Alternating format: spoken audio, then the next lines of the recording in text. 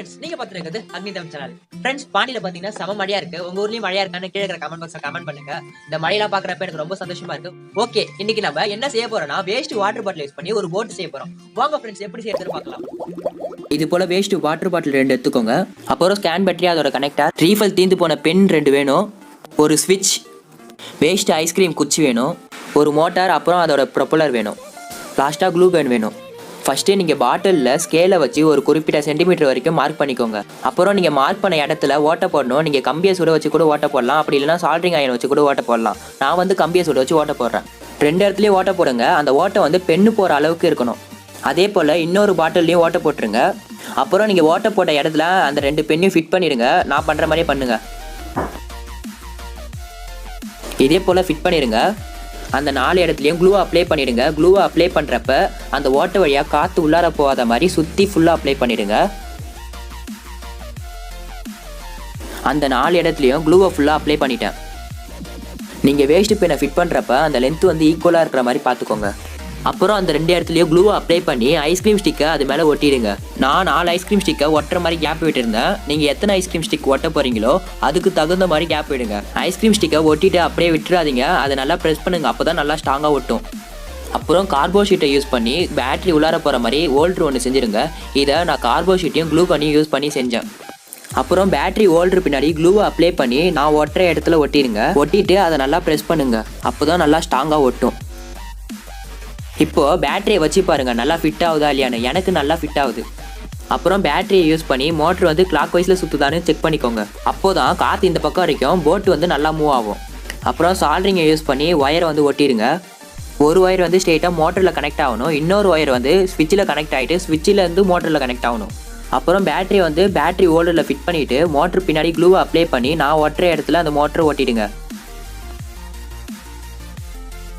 அதே போல் ஸ்விட்ச்லேயும் க்ளூவை அப்ளை பண்ணி உங்களுக்கு எந்த இடத்துல ஒட்டணும்னு ஆசையாக இருக்கோ அந்த இடத்துல ஒட்டிக்கோங்க. நான் வந்து ஹோல்டர் பக்கத்தில் ஒட்டிக்கிறேன். லாஸ்ட்டாக மோட்டரோட ப்ரொப்பலர் வந்து ஃபிட் பண்ணிடுங்க. அவ்வளோதான் நண்பா, நம்ம செஞ்சு முடிச்சிட்டோம். அந்த ஃபேன், அதாவது ப்ரொப்பலர் வந்து சுற்றுறப்ப பாட்டில் இடிக்காத மாதிரி பார்த்துக்கோங்க. சப்போஸ் இடிச்சிச்சுன்னா மோட்டரை கொஞ்சம் தள்ளி வச்சு ஒட்டிடுங்க. இப்போ பார்த்தீங்கன்னா மோட்ரு வந்து நல்லாவே சுற்றுது. நம்மளோட போட் வந்து சூப்பராக ரெடி ஆகிடுது. இப்போ இதை பார்த்தீங்கன்னா காற்று வந்து எந்த பக்கம் அடிக்குதுன்னு உங்களுக்கு நல்லா தெரியும். ஓகே, இப்போ நம்ம இந்த போட்டை தண்ணியில் விட்டு எப்படி போகுதுன்னு செக் பண்ணலாம் வாங்க. நான் எதுக்கு இது மாதிரி ஹோல்டர் செஞ்சு அதில் பேட்டரி வைக்கிறேன்னா, சப்போஸ் பேட்டரி தீர்ந்து போச்சுன்னா ஈஸியாக மாற்றிக்கலாம். அதனால தான் இது போல் செஞ்சேன். அந்த ப்ரொப்பலருக்கும் தண்ணிக்கும் கொஞ்சம் கேப் இருக்கிற மாதிரி பார்த்துக்கோங்க, அப்போ தான் கப்பல் நல்லா போகும். இப்போ வந்து உங்கள் வீட்டு பக்கத்தில் இருக்க ஒரு பெரிய ஏரிக்கு வந்திருக்கோம். நீங்கள் வந்து ஏரியிலலாம் ட்ரை பண்ணாதீங்க. உங்கள் வீட்டில் சின்ன குழந்தைங்க இருந்தாங்கன்னா ஒரு டப்பில் தண்ணி ஊற்றிட்டு அதை ட்ரை பண்ணுங்க. நான் வந்து இது மாதிரி ஏரியில் எதுக்கு ட்ரை பண்ணேன்னா, அப்போ தான் உங்களுக்கு இன்ட்ரெஸ்டிங்காக இருக்கும், பார்க்கறதுக்கு இன்னும் கொஞ்சம் அழகாக இருக்கும். ஸோ அதனால தான் நான் ஏரியில் ட்ரை பண்ணுறேன். ஃப்ரெண்ட்ஸ், இப்போ நம்ம இந்த போட்டை எப்படி போகுதுன்னு செக் பண்ணுவோம்.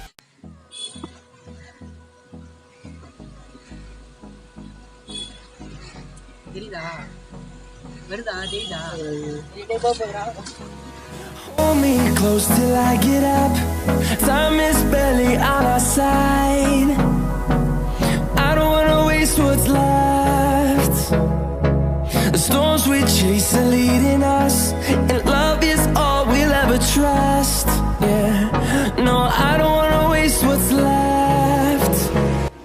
இந்த போட்டு பார்த்தீங்கன்னா ரொம்ப ஸ்பீடாலாம் போகாது, ஒரு நார்மல் ஸ்பீட் அளவுக்கு தான் போகும். Through the wastelands, through the highways, till my shadow turns to sun rays, and on we'll go. Through the wastelands, through the highways, and நம்ம கிட்டே வருது.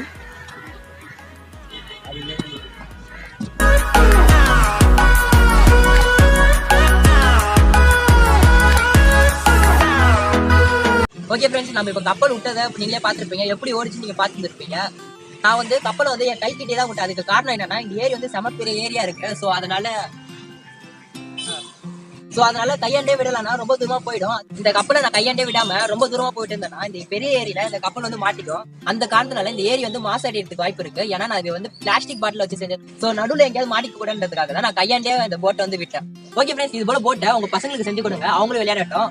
இந்த வீடியோ பிடிச்சிருந்தா லைக் பண்ணுங்க, மறக்காம இந்த வீடியோ உங்க ஃப்ரெண்ட்ஸோட ஷேர் பண்ணுங்க. ஏன்னா கமெண்ட் பண்ணா சின்ன கேட்கற கமெண்ட் பண்ணுங்க. நீங்க அக்னி தமிழ் சேனல் சப்ஸ்கிரைப் பண்ணிட்டு பக்கத்துல பெல் சிம்பிள் அமுக்குனா நாங்க போற வீடியோ உங்களுக்கு நோட்டிஃபிகேஷன் வரும். Bye friends.